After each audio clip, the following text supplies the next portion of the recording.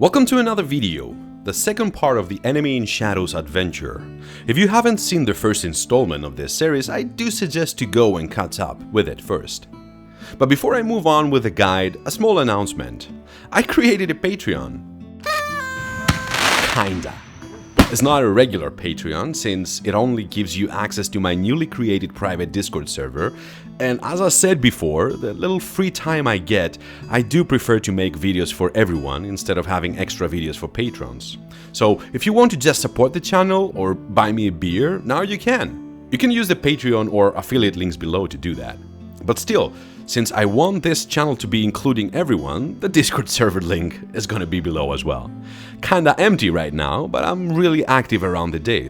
And I would most definitely will spam looking for players' messages when I'm up for some new one-shot adventures. So I can't wait to see you all in there. And help me build the damn thing, I'm a noob.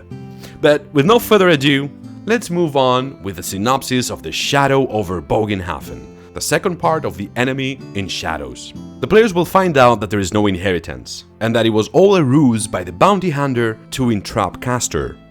Here the players find themselves in a chaotic web of machinations, all being centered around the merchant Johannes Tugin, who delved into demonology on his college years in Nuln, summoning a demon called Gideon and promising his soul in exchange of greatness and money after 7 years. Making it so, the demon is ready to collect, but let Tugin believe that he accepted his counter-offer of 7 people partaking in a ritual and their souls to be taken instead of his. To this end, Tugin created Ordo Septenarius, a business organization for the merchants in town, kind of a social club for the elite, and the inner circle a group of 7 who profited the most by the support of Tugin's cousin, Gideon. Those are the 7 chosen to be sacrificed in this place. At least that's what he believes. In reality, the 7 are led to believe that Tugin has the power to influence the market by use of sorcery. He convinced them to partake in a ritual that will make Bogenhafen the center of trading in the Empire. But Tugin has also been duped by Gideon, a servant of Zinj. Instead of saving his soul, the ritual is planning to sacrifice the entire population of Bogenhafen by opening a chaos gate to allow hordes of chaos to enter the world. So the players will find themselves at the center of this plotline, trying to save the city that does not believe them at best and hates them at worst. But let's take this one step at a time. The players will find their way to the lawyer's office as instructed on their paperwork. Now, if they manage to kill Adolphus in Wastebrook, this place will be abandoned. They can start making inquiries either to other offices around or the town courts, and will soon find out that the office never existed and lawyers with that name never been in the city, leading them to the reality that this was a ruse from the get-go. If Adolphus escaped their wrath in Wastebrook, this place will be his last stand. He will be there first, setting a sign and blocking the windows of the place, putting inside a young clerk that he will play the role, taking their paperwork and asking them to wait. In reality, he is setting up a trap. Many thugs will hastily start boarding windows and doors and lock them in, with Adolfo laying down his truth, calling Castor the cultist that he is, and that he will pay for his crimes.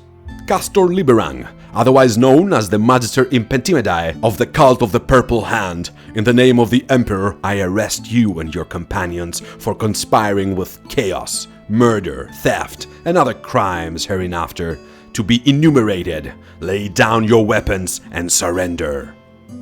Now, what takes place after this monologue is the sound of pure carnage, screams and inhumane sounds covering everything for a quick moment. Then total silence. Exiting this place, one way or another, the group will find a heavily mutilated body of Adolfo, being torn apart, obviously by nothing human, leaving him with a frozen stare of terror. This, of course, will make no sense to the players, that they just found themselves in a plot much deeper and dangerous than they thought. And unbeknownst to them, they just had their first encounter with the main villain of this part of the adventure, Gideon, the demon of Zinj. And that will propel your group straight into Chapter 6, the Schaffenfest. At this point, the story has 2 major pillars that the party can follow up. The sandbox part that revolves around the city, that is filled with encounters and plots that take place, ready to provide the much needed information your group might need down the road, but also the foundation of your future games. Having a city with all those NPCs and stories that take place make this adventure living and breathing one. Your players most definitely have come to this campaign with some kind of a backstory. Try to find which of those encounters make sense for them and pursue them. I have spent more sessions that I can remember just letting my players explore Bogenhafen and its rumors. And this is a great opportunity to share some of my stories that might help you in your games. Warhammer is a hard game, a deadly one. And back in the day I had a group of 6 that they were traversing its dark corners.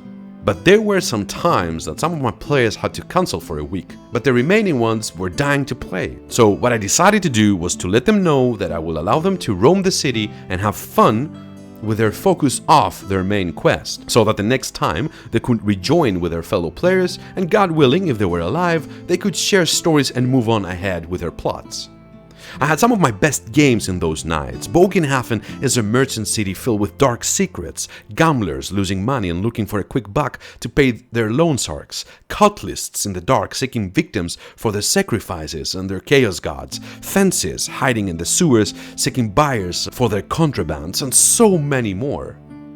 The great thing about fleshed out cities like Bogenhafen is that they are alive, and your players might find interesting something no other group could find. So spend some time, sense your players, and adjust the already rich cast of NPCs and important locations to make it fit your player characters. But I digress. Let's return to the second pillar of this adventure, the main plot of the cult list hiding deep into the city. So let's try to have an order to this madness. While the players are in the city, the huge Schaffenfest fair takes place. Your group will be able to partake to a number of interesting scenes. Those scenes have a wide range of importance, and of course, it's all relevant to what your players find more interesting. Those scenes include chances of your players being wrongfully accused of a crime, to be nicked and try to get the thieves, encounters with charlatans selling water for healing potions, or fortune tellers that can provide scary prophecies that might end up real enough, and everything in between. Here the players can meet one of the important NPCs, Elvira Kleinstone, who is a skilled herbalist, and she will come up on the following book of this series. So it's a good idea to introduce her and create a good relationship with her. If your players happen to be interested in herbs, or alchemy, or even medicine, they might find their trainer for their future talents and skills in her. Plus, she is an NPC that she can provide medical attention if needed. Before moving on to the major scenes your players must encounter, let's take a small peek at the locations of the city of Bogenhafen. Those are the places your players can explore and investigate to become familiar with the city. Roaming its roads and asking questions or simply observing some incidents is the best way to feed information to your players instead of unloading huge amounts of info dumps on them. Its location can be used to tie your group to the people and the plots of the city. Each group is different, and the variety of these locations will hopefully touch some of the interests your players have. Those NPCs might become a great source of information in the future, so use them wisely. The wrestling ring. The all-beloved arena of the city, waiting for the players to participate with their will or forced. They will have the chance to showcase their brawling skills. Meeting shady people and having the opportunity to hear more interesting rumors is the only given. Dealing with Klaus Champion, Crusher, who fights injured, something that can spring interesting roleplay encounters if your players spot it and do something about it. Finding a friend or making an enemy out of him, especially if they meet Rosa Blatt, the beer tent owner that is asking for their assistance to deal with a drunk brawler afterwards in her establishment, leading to a love story and a really shy giant. The livestock market that's filled with thousands of animals awaiting their auctions, parades, and all kinds of species. Champions, primes, kings, and queens on their own categories of animals, winning ribbons, changing the fortunes of their owners for good, becoming the pride and selling them for top gold. A fierce competition is at hand, with many behind-the-scene drama, and many farmers willing to pay your group for messing with some of the results. The question is, will they? The jousting list, where two lords are about to joust and one of them is having cold feet, offering the full plate to anyone ready to take his place, to save him, or even having them witness an assassination attempt taking place, with a servant spiking the cup of a lord with something. Again, friends and enemies ready to meet. The more time your players spend in those locations and interfere with those NPCs, the easier your work will be down the line, because you will be able to use them to fill in some blanks that will most definitely pop up down the road. Think of it as your players are actively gathering information, and at the same time they can increase or decrease, for that matter, their connections in their city, powerful friends that can help them in their time of need, or enemies that will wait for the worst of times to take their revenge. And finally, the festival courts and stocks, where Chief Magistrate Richter, along with a couple of guards, are in charge of outlaws, sentencing them instantly on case-by-case examination, and they can witness a running halfling being chased by the guards. Seeing the players are at the right place at the right time, he will definitely ask for their assistance, promising to not forget the help of the players might provide, but also threatening them he's not going to forgive if they hand him over. So many little cool interactions that are left open-ended, ready to be opted for your story and group. And now for our first major scenes to take place. The Drunken Dwarf. Gottfried Gunnarsson, a drunk dwarf, begs for 2 shillings to be freed, while many bystanders throw rotten fruit at him and calling him names. If you have a dwarf in your group, this will be a really fun encounter. If freed, he will follow the group around and making them regret their decision, constantly asking for money to get some ale and making comments about anyone and everyone around him. He will be discovered later on dead, so that's a good opportunity to your players have a good reason to find out what is happening in this damn city. Tying his existence with a dwarven player, or any player for that matter, will be a great incentive to investigate to the end this crazy story that is about to unfold in front of them. Have your eyes open for backstory hooks fitting with this guy. It will most definitely make your life easier, keeping the group focused on their tasks. Dr. Malthusius' Zootopia. The second really important scene takes place here, and it's in fact the centerpiece of this whole adventure. Dr. Malthusius has brought from all the corners of the world the strangest of creatures for people to see. Among them, a 3-legged goblin that will escape in the presence of the players, and depending if they try to stop it, either will hand it to Groony, the dwarf helper of the doctor, well, it will bite his hand and instantly escape once more, and head straight into the sewers nearby. Through the chaos, the guards will arrive to investigate, and the doctor and your players, and especially if the mutated 3 legs are being mentioned, they will find themselves at the Magister's tent being offered a reward for bringing the rascal back by both the doctor and the Magister. After all, they have already secured it once before. And that would lead us into chapter 7, into the darkness of the sewers specifically. Following the goblin down the sewers, the players find themselves in a nasty environment filled with dangers and mysteries. Evading infected wounds and diseases, you will find a plethora of encounters to throw their way to spice up your game, from mindless amoebas to deadly mold or infested rats, from people trying to fence their stolen goods and deadly holes in the middle of nowhere. This amazing underbelly is an NPC on its own. You can use it for all kinds of dark and sinister ideas you might have, but also an opportunity to give your players the chance to respond to shady people that might not want to get into a fight. Moving on, they will pick the goblin's trail. On their way to find it though, they will find a wooden door in the middle of nowhere. This is a really interesting encounter that I have to admit, in the years that have passed, I have overused it with my players. The Thieves. This is the door to the Crossed Pikes Inn. This is the entrance straight to the cellar of the establishment, and home to a very colorful and interesting group of thieves. If your players try to open the door, if your group has a rogue that respects himself, you will most definitely try to, they will find Franz Bowman and his 2 fellow thugs sitting on crates playing cards. "Come in, have a sit," will be the nonchalant invitation of Franz, pulling a hidden lever, throwing your players to a pit in front of the door, finding themselves in the middle of at least a dozen thieves aiming their crossbows on their heads. They will be hooded and carried into a room. Just a piece of advice. Do not overdo this. This encounter is there to intimidate your players and make some connections with the thieves. Taking their agency so abruptly will not sit well with some of your groups. So if your players are too aggressive, just let them deal with it as they like. Not worth killing your players over this, especially for no reason. After all, the Thief Guild in the sewers of Bogenhafen is at least a useful contact for your group. Make sure that they know that. Franz pretty much intimidates the players, letting them know that they stepped on areas that they should not have entered. Sometimes in my games, making your players prove that they will stay silent with some dirty work to bind them to the guild worked marvels. Making them be outlaws, even for minor stuff, will give your players some credibility to the guild, and that will allow the thieves to give a pass to the intruders instead of just believing them and letting them go.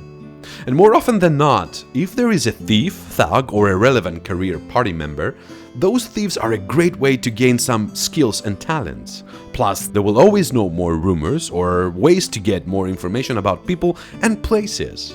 Use those strategies and you might find that weak links of the plot can be easily, and with ways that make way more sense, repaired to progress the story forward. Picking up the trail of the goblin once more, the players will find the mutilated body of a dwarf floating. Examining it, they will find out that's Gottris. He's horrifically mutilated. Evidence of many knife cuts, one arm is missing and appears to have been torn or bitten completely off. The chest is torn open and the heart is missing. If they've seen Adolfo Kufzo being killed in front of the office, the resemblance is cunning, and they might start to connect the dots by now. The Goblin Trail ends at the stout wooden door. Entering, the players will find a temple of some sort, a large octagram painted in the floor with black candles and an engraved circle of copper, a beast's head with the words Ordo Septenarius on it, covered in the goblin's blood. An iron cabinet with a silk handkerchief with the monogram FS can be found. And with no delay, a demon will spawn, a horror of Zintz, servant of the chaos god of magic and chains. If the players can speak demonic, the creature will try to intimidate them out by telling them more demons are on the way, and that he told the same thing to the goblin, but it ignored him, so he ate it. A three-socketed pelvis can be found in front of him. Killing it will give the players time to unlock the cabinet and find a manifest of Lesser Demon Scroll within it. Now the players will have to get on the surface again and decide how to deal with all this new information. Returning to Berabelli or an inn will be their first thing in order, giving them time to move into the 8th chapter of this adventure, Chasing Shadows. The real investigation now begins. The players have picked into the abyss, and the abyss has picked back. Returning to the first pillar of the adventure, we are in a sandbox mode. The players can start in a number of places to deal with the horrors they witness in the sewers. They can identify the surface locations that are relevant with the underground counterparts, the crossed pikes over the thieves and the hidden temple under Steinhager offices. But let's break down some of those important locations and generally the information gathering parts. The festival courts. Here the Magister will explain that the goblin was crushed by falling crates in the warehouse of Ostendam about an hour after the party went into the sewers. With proof, he will believe the story of the players. He will tell them that the owner of the warehouse is Steinhager and promises to look into it if the temple is mentioned. He can also identify the handkerchief in the temple that belongs to Franz Steinhager. If the characters tell the Magisters about Gottri, he will not be moved at all. After all, he was a lowlife. If the group shares information about the temple, the demon, etc., the Magister will head to Tugen to ask some questions. He will send him back to his home, and he will fall ill suddenly by Gideon's hand. Another Magister will take his place, and the players will not hear a word from them again. Richter's chambers. If they wish to follow up with the Magister, they have to come to his chambers. Dr. Reinhold is with him now, and he leaves the premise in a hurry to go see another patient. The Magister is stricken by purple brain fever. It is curable, but the ingredients are not available in the city. But this is a good opportunity to strengthen the relationship of the party with Elvira. She will know a lot of information about the cure and letting know the players that they cannot find them easily in those areas. The town hall. If the players go, a cleric is instructed by Tugen to waste their time. and on the following day he will be ignoring them altogether. He will eventually, after hours of dodging them, bring them to a meeting with Tugin. And here there is a nice playout of a vampire lord that takes place in the room, with red herrings, guiding the players to think that he is a vampire and making a fool of themselves. He is cold and pleasant with his talk. He will be patronizing and tell them that many houses have private shrines if the temple is mentioned. He will share information about the Ordo Septenarius, a charitable organization for the city, a way to give back to the community after all, and suggest to go see Councillor Magirius at the Merchant Guild, that he is going to be more helpful than him. If the players decide to revisit the sewers, they will find that the temple has been repaired and it's totally stripped of all the items. Moving on to the crossed pikes, the thieves will be talkative with them if they have established some kind of a connection. There is plenty of information to share. The sewer entrance is under Steinhager office, members of the Steinhager family are getting in and out at all times of the night, the thieves have heard weird noises during the night, even chanting or screams, and mutilated bodies come up more often than not nowadays in the sewers. Beggars have gone missing again and again. The Steinhager offices. The Steinhager family is one of the major merchant houses in the town, led by Franz. Heinrich is his brother, and Albrecht his son. He has 2 bodyguards and he is not the most talkative of the lads. There is tension between the 2 brothers that the players can take advantage of. Heinrich wants to become the ruler of the house. He is jealous. He asks evidence of the bad practices his brother has. He will be the only one believing the characters. He suggests that if Franz was met with a fatal accident, the city would be saved, and of course a fat reward would await them. If the players do so, he will rat them out instantly. Infiltrating the building will give some good information to your players. There is a guard dog that they have to invade, and a porter that sleeps and will be calling for help if something suspicious wakes him, but in the office they will find a locked door that leads into the hidden temple. In the desk, a list with all of his warehouses exists. Behind the drawer, there is a hidden leather book with the name of Tugin on it, and it contains dark magic spells. There is a safe with a map of Bogenhafen, 2 chests with gold. Under one of the chests, there is an unsigned note from Tugin to remind Steinhager that a beggar will be brought to the temple to consecrate it. In Heinrich's office, they can find a letter to Herr Schultz in Altdorf, expressing disgust at Franz for being born 2 years earlier and running the family now just for that. The Adele Ring. The area most of the merchant's house exists. Staking out those places can provide information about who is having connections with whom. Tugin's home can be found here, heavily guarded. Also, Ragbroder House, the only family that opposes Ordo Septenarius. Hieronymus, the leader of the family, knows about Tugin, Franz and Magirius, and wants more information if the party has them. He's willing to pay to bring down those traitors if they meddle with sorcery. He is a very powerful NPC for the players to gain as a contact.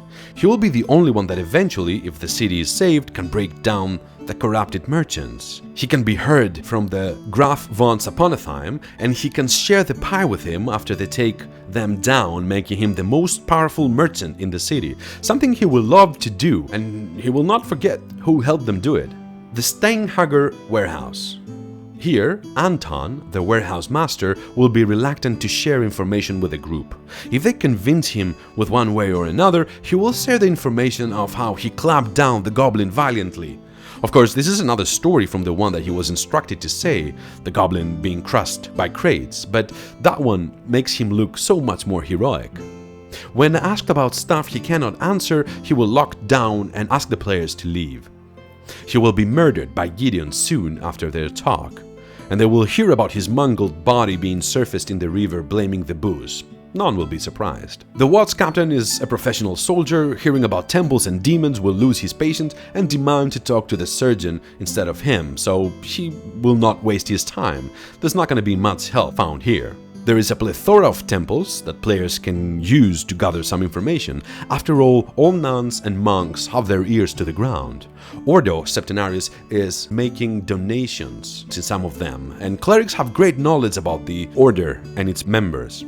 Plus, some of those temples have pretty great libraries with information about the merchant families in depth, the grinning moon that is haunting the city the past few days, a journal written by the hand of Ulthar, a mad prophet that they will encounter later on, describing the illness that Karl Tugin, Johanna's older brother, had and died from, which is the same as the Magister has, was described as the mark of the ruinous power that is upon them and upon all of Bogenhafen.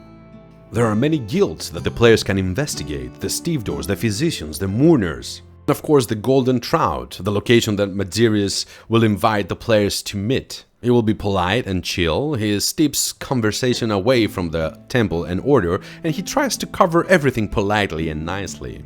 Now it's time for the timer to start. So now that you have a better understanding of the important locations, this is the time that the game changes its flow from the free sandbox to a day-by-day counter, and the city becomes even more alive.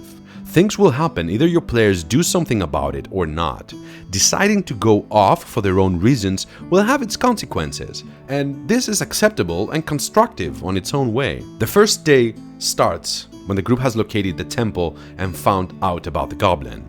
Dr. Malthusius. He is the most probable NPC the players will talk to after the events in the sewers. He has heard that the goblin was killed in a warehouse by the river and is rueful at the loss of his best exhibit.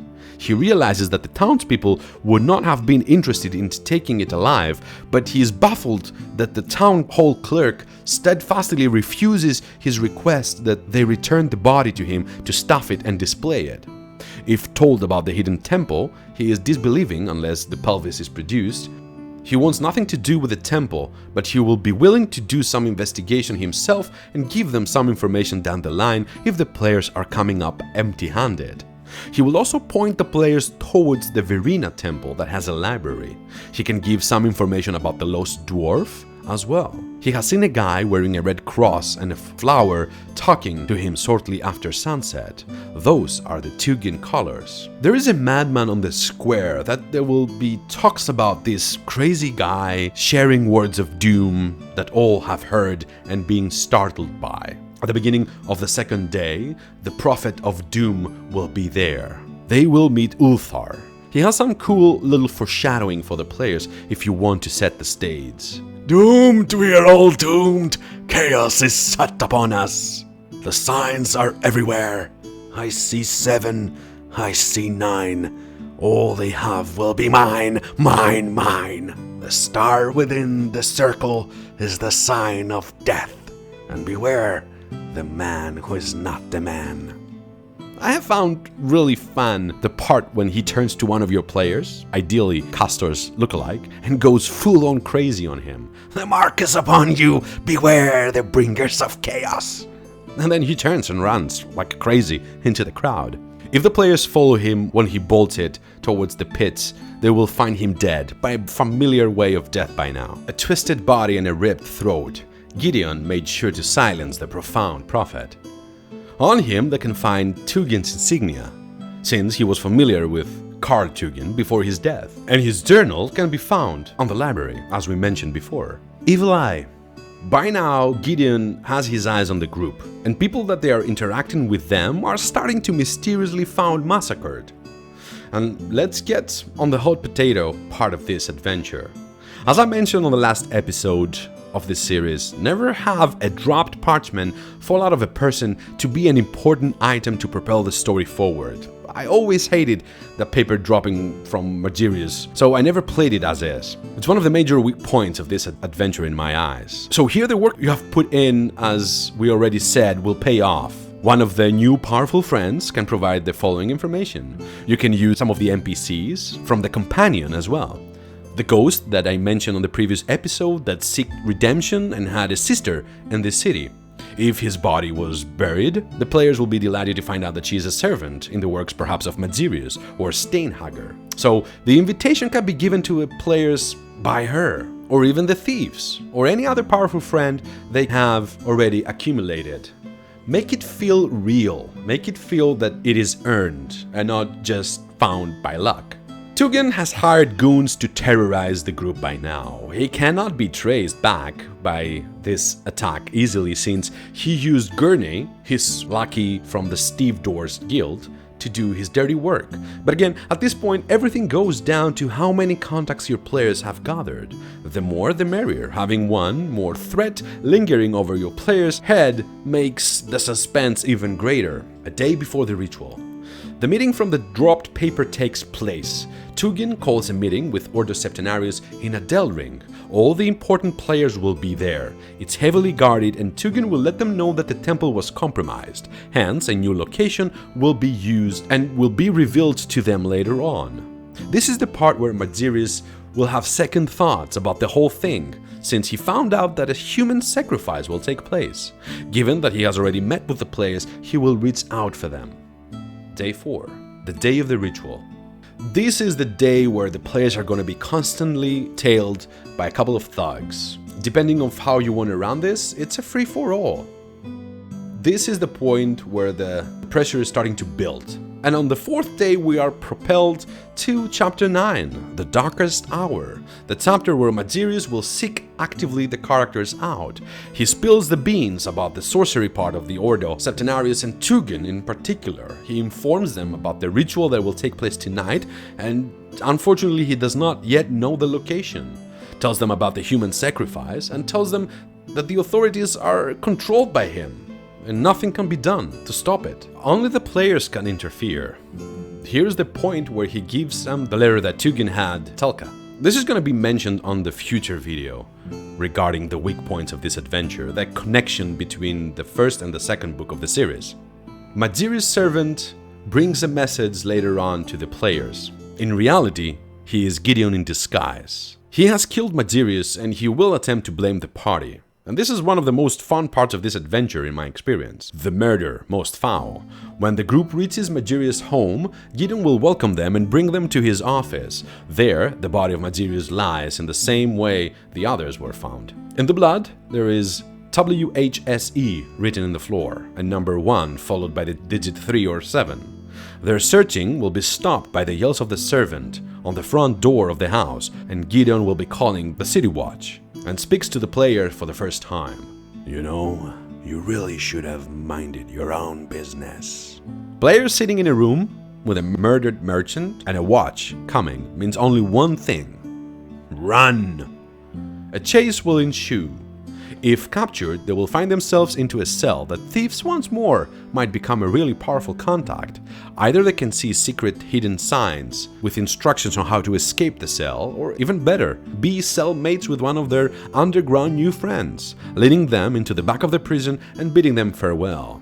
Another fun encounter will be the burning house, where a mob is chasing a fire starter and he will fall onto the group of the players and he will turn up and they will see one of their own. Gideon, of course, makes sure to cause havoc in the name of the players. Now they're being chased for arson. Getting closer to the ritual, the players will have to reach Ostendam. Scouting both warehouses 17 and 13, they will find out that the 13 one is the one that actually interests them. Players can hide or scout this new location. At the appointed time, the preparations begin. The following is the sequence of events if the players remain inactive, watching. At any time they act, you shall easily adapt and react to their choices. After dusk, Steinhager unloads sacks that they took from the hidden temple. They prepare their new location by laying copper circle, marking the octagram in salt, and placing the silver candlesticks at the corners. After half an hour later, 5 carriages arrive, with a quarter of an hour gap between them. They all carry small bundles of their ropes and items they carry inside. There is a dozen of thags that are starting to patrol the area. Another cart arrives with 2 thags carrying a large sack that it seems to be moving. It contains a young woman that's ready to be sacrificed. She is bound and laid on the octagram. Tugin plunges the dagger in the woman's chest, cuts her heart out, sprinkles blood on the 8 corners, and the heart is placed on the center. Now that the sacrifice is done, the room is ready for the ritual to begin. If the ritual is broken, Tugin will get one of the characters as the new lamp for slaughter. The ritual starts 2 hours before midnight. Each member of the inner circle stands on the peaks of the octagon, Tugin in the middle with Gideon taking the last spot. the chants begin. After 1 hour and a half, Tugin pulls a scroll and reads for half an hour. Gideon enters the octagon, takes his ring and gives it to Tugin. Gideon now is subject to instability if he moves outside of the circle. He places the ring on top of the heart, and the cultists are coming and kissing the ring one by one. If not interrupted, the ritual finishes in a few minutes, before midnight. There are several ways the characters can prevent this. They can attack the participants. Thugs will start coming in to help, and a full-on combat will take place. Tugin fights with spell, Gideon follows up with his spells as well, eventually tears free of his human form and appears as the demon he is and goes all out on them. Stealing components. There are a number of things that are vital of the ritual to be completed. Stealing, breaking, or generally messing with them breaks the ritual. Some of those is Tugin himself, he is a vital part of the ritual, the 7 members, the spell scroll that he is using, the ring of Gideon, the copper circle, the candlesticks, and the marked octagon. If messed before the ritual, the cult list will do their best to replenish things that can be replenished, otherwise the ritual is disrupted. The ritual must be done before midnight. If the ritual is disrupted, Tugin breaks down and runs like crazy in the night. At midnight, a scream is heard, and he is gone for good. If the ritual goes after midnight, tongues of roiling pink and blue fire licks from the octagram. From its depths, an enormous unblinking eye fringes with scintillating feathers, coiled through with every conceivable color, forms. I claim your soul. It was always mine, but you were more useful when you believed you could save it. Now you are needed for other matters. Tugin bursts in flames. As this happens, Gideon desperately snatches up the scroll and begins to read from it, taking up where Tugin left off. For the first time, its voice is strained, and it stumbles over phrases as it rushes to complete the invocation. When Tugin has burned down, the giant burning eye turns to Gideon. The disembodied voice sounds again. There is no portal. You have failed. Return to me. Gideon is then forced to his demonic form and begins to burn in flames. It howls and withers in unspeakable agony, and then burns away. If the characters fail in their attempts to stop the ritual, or do not attempt to do so at all, you have 2 options, as stated in the book. Either fudge things so that the ritual is halted either way, or have the gate open. Please do not fudge with any cheap method, as a rat makes a divine intervention breaking the ritual. If they mess up, even if they tried, let them have this letdown. Their decisions, let them hear. Let them witness the apocalypse. Let them have a true reason to become mad dogs with a bone to pick. A portal will open. Tugin and the rest will fall in. It will slowly spread to devour everything around the city. Slowly, a great winged shape, wreaths in blue fire, takes from atop the pink fountain of chaos. It has impossibly long arms and 2 scintillating avian heads, both which scream with a chorus of uncounted millions of damned souls. This is the chosen from the excellent greater demon sent by the chaos god Zinz, as it manifests in the mortal realm. Its arms, each blistering with burnt yellow eyes, reach down again and again to the streets, scooping up handfuls of fleeing people and shoveling them into its hungry, gaping maws. Meanwhile, demons ride gibbering through the streets, hurrying the streams of refugees like wild dogs, chasing a herd of sheep. The stranglers and the hindmost are brought down and torn limb for limb in an orgy of fitting. Your players will have a nightmare of a time to escape the city, filled with random encounters of terror and agony. Good luck with them, they're going to need it. Those are the stories. The ending is really appropriate of the Warhammer theme. It's a lose-lose situation, but in reality, it's a pick the lesser evil kind of a deal. They may fail to stop the ritual and everybody in the city will be dead. Endless amounts of demons will start flooding the empire and things will look too bad too soon. This is kind of the worst case scenario. They could save the city by stopping the ritual. But now they are wanted criminals, wanted for murder, arson, and whatever other evil machination you have concocted while Gideon was messing with your head. So they got to leave the city either way. Joseph will always be a way out if they're still together. Stealing a boat will be another. Your players will find many ways to do that on their own. The thieves are always a good node of interesting roleplay. Now will be a great time to start using all the connections once more that you have accumulated in the city. Lords that might help, merchants that favored them, poor gamblers that saved their lives. As long as they stay clear of the watch, their next page will be ready to be written. Since we are already passing the half-hour mark, I think it will be wise to end the video here. By now, you should have a great understanding about the story and the flow of this adventure. I will come back with a third and final video of the first book that will add some of my remarks about some of the weak points and some alternative information that you can use in your game from the companion or the Grognak boxes. That might work as a good introduction as well for the next chapter of this series, Death on Rake, and how you can connect your players to the next chapter seamlessly. Once more, thank you for being here. Don't forget to like, comment and subscribe. And check my brand new Patreon if you like to support the channel. Make sure to drop by my Discord server and say hi. This was the RPG Lore Master, and welcome to my now devoured by chaos table.